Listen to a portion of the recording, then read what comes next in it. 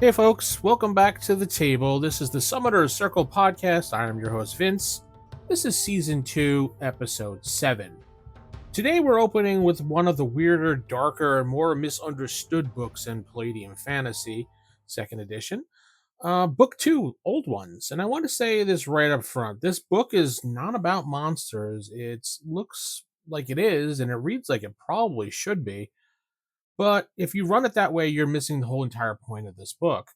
Old Ones is not a bestiary, it's a warning label because this book is Palladium telling you very clearly that there are things in the world your players are not meant to fight, not meant to understand, and definitely not meant to control. This isn't like the old AD&D manual, the gods, deities and demigods book or whatever that you went through with your friends and tried to kill everybody in there. No, this is different. And this alone makes it one of the most important books in the line. Now, let me start with how most people encounter this book.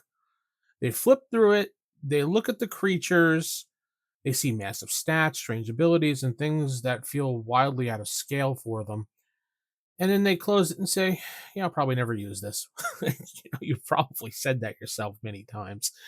And I wonder how many people actually use this book. I know I do. Um, and most people, this is probably a common thing. They'll just flip through it and not really use it. And they're not wrong for doing that because a lot of people don't use half the stuff that's available to them. Because the old ones are not meant to be dropped into combat like a dragon or a demon or something like that. They're not bosses, they're background radiation for the game. They warp everything around them. And once you understand that, the book suddenly becomes usable, scary, and incredibly effective when it comes to the game. So let's talk about what the old ones actually is in Palladium terms. So, an old one is not just ancient, it's not just powerful, it's not just an alien. It's something that existed before the world worked the way it kind of does now. Before magic had rules, before God had all these domains, before reality settled, that matters. Because when an old one shows up in your campaign, the rules don't stop working, they start bending to their will. Time kind of feels wrong, space feels unreliable, and magic behaves unpredictably. And players should feel that immediately. Now, here's the most important thing I really kind of want to stress about this here. The old ones are not really the story, they are there as pressure behind the story. If your players ever fight an old one directly, something has gone really wrong, to be honest. So, how do you actually use this book? Is probably what some people are asking me right now. You kind of use it indirectly. Use it through cultists, ruins, corrupt regions, and consequences. You use it the same way horror stories use a monster when they're talking about it, sparingly. Let me give you a little bit of an example here. So instead of saying there's an old one sleeping beneath this city, you show effects like people start disappearing, dreams become shared, animals start kind of reacting strangely and differently. Magic rituals start producing unintended results. The old one never actually really appears, but everyone kind of feels something or maybe feels it, but doesn't know what it is. And that's how this book works best. Now, the cultist, because this is where most GMs start, and that's probably the right instinct when it comes to dealing with the old ones. Cultists and Palladium are not just bad guys in robes. There are people who found something that they should not have. That could be power, that could be knowledge, that could be truth. There's a lot of things, a lot of factors. And the book does a great job of reminding you that cultists don't always think they're evil. In their mind, they aren't. Some believe they're saving the world, some believe they're restoring something lost, some are just kind of desperate looking for something, grasping for any type of answer. That's kind of important to remember when running cultists. Because when players confront cultists tied to the old ones, it shouldn't feel clean. They aren't bandits and they really aren't merchants. These are people who saw behind the curtain and now they can't unsee what they saw. Now let's talk about the mechanics because Palladium does something subtle here. Old One influence often doesn't come with clean attack rolls or damage numbers. It comes with curses, corruption, mental effects, environmental changes. This is where the system's resistance mechanics matter. Saving throws, mental endurance, and PPE sensitivity. Not to win, but to survive exposure here. And this ties into something Palladium does very well that modern games often avoid. And that's permanent consequences. Exposure to old ones doesn't always heal away instantly. Characters might gain strange marks, reoccurring dreams, minor mutations, unwanted knowledge through dreams. I mean, it's a lot of stuff you can really do. Burn marks. I mean, there's so many things you can do with this. Nothing that's going to really, I mean, and nothing that's really going to break the character because you're probably thinking it's going to. No, no, no. But enough that the player character remembers. Now let's talk about the fear because the old ones should not be jump scares because they are slow dread, the kind that just kind of creeps in real slow, like that, old vampire movie when you see the vampire shadow creeping in. That kind of makes players hesitate before casting spells, the kind that makes scholars really nervous, and the kind that makes summoners rethink their circles. And this ties directly back to like earlier episodes. Summoners and Diabolists are dangerous because they meddle with the things they only partially understand. Old ones are what happens when the meddling goes just a little too far. That's not an accident. Book 2 exists to give weight to those choices. Now, the old ones are huge. Their stats are absurd. They feel untouchable, and that's intentional. You're not supposed to fight them, like I've been saying. You're supposed to contain them, delay them, redirect them, and somehow survive them. That's a very different play pattern, and Palladium supports this. Quests to resale ancient sites, rituals to reinforce weakened barriers, choices between two bad outcomes. This is not about victory, it's about damage control most of the time. And that makes campaigns feel filled, mature, complete. I don't know, whatever you want to call it. So there are certain regions that are affected by the old ones because this is where you can use the book without ever touching a stat block. A region under old one influence just feels wrong, not flashy, not constantly violent, just wrong. Weather patterns can shift, magic misfires, creatures behave strangely, and players notice. This turns travel, which we talked about in an early episode back, and I think it was one or two, into horror. The road itself feels unsafe. Camps don't feel restful at night. Dreams become intrusive, and people don't feel fulfilled after sleep. You don't need random encounters, the environment pretty much does the work for you. You don't need to explain the old ones. In fact, you really shouldn't. The more you explain, the less effective they become overall. Let scholars disagree on them, let the books contradict each other, let cultists lie or just misunderstand what they've learned. Uncertainty is the point, and they know how to use that. Players should never feel like they fully understand what they're dealing with when it comes to the old ones.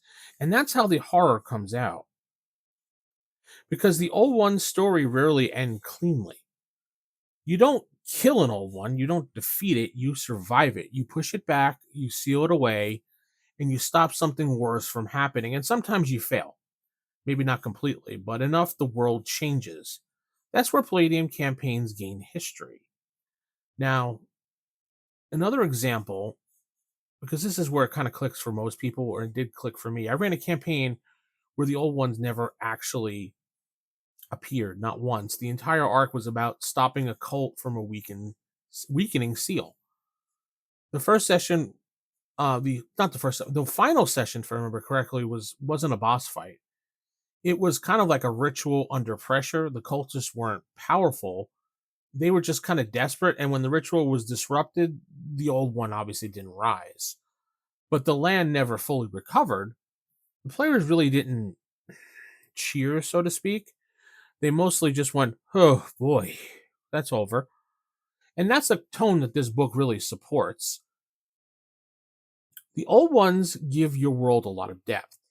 They give you they give your magic a lot of danger. They give your summoners limits. They give your victories some type of weight to them. They remind players that the world existed before them and will exist after them. And sometimes the best you can do to keep things from getting worse is just keep on going. And that's powerful storytelling. And that's only just the surface of just the book itself. Because I'm going to talk a little bit further about this, and we're going to keep going because there's more consequences about the old ones. So we've talked about who they are, and more importantly, what they're not.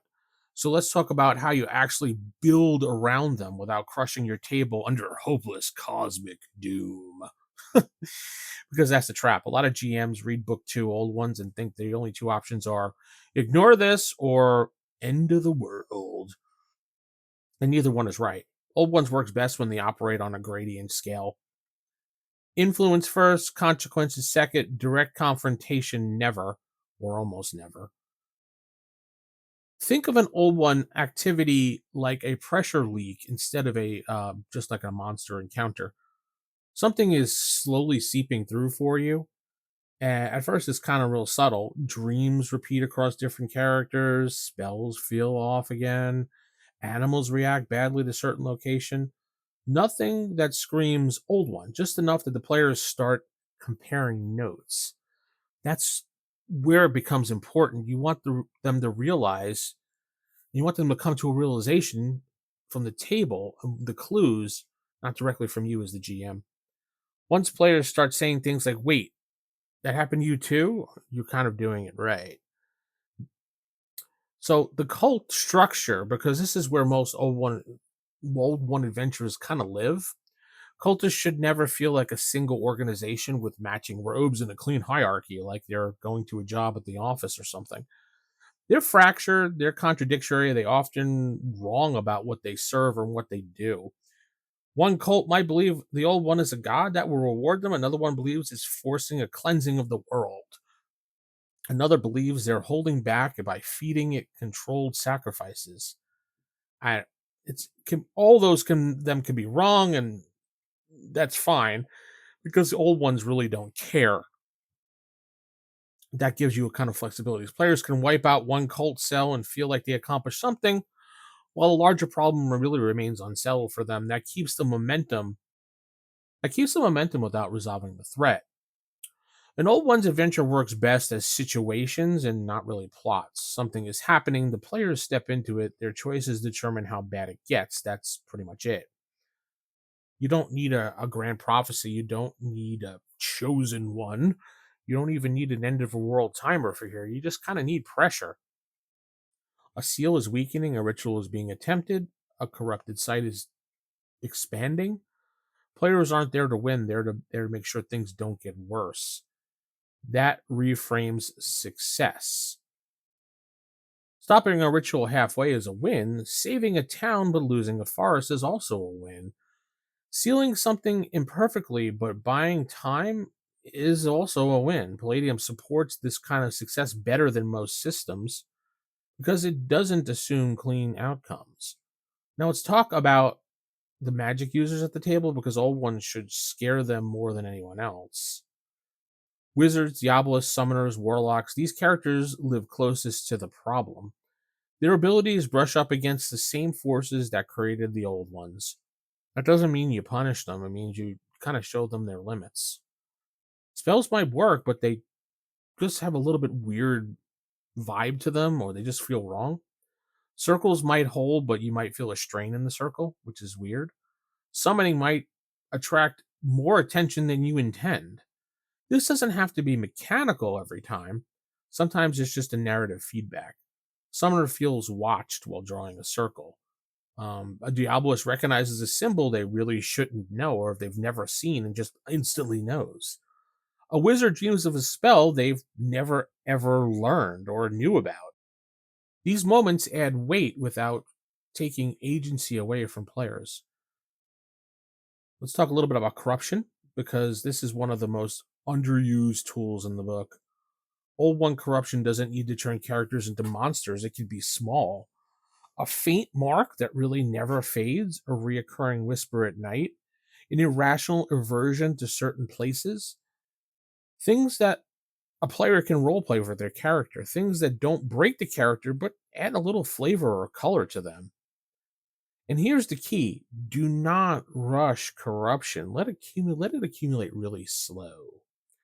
Players should forget about it and then remember it when it matters. That's how it stays creepy.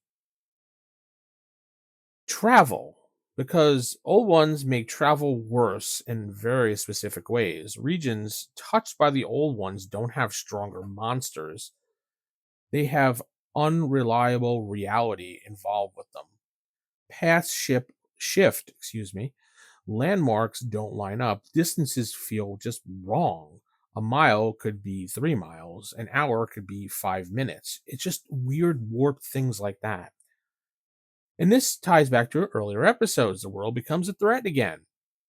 Camps don't feel safe, rest doesn't feel restful, and again, dreams are intruded upon.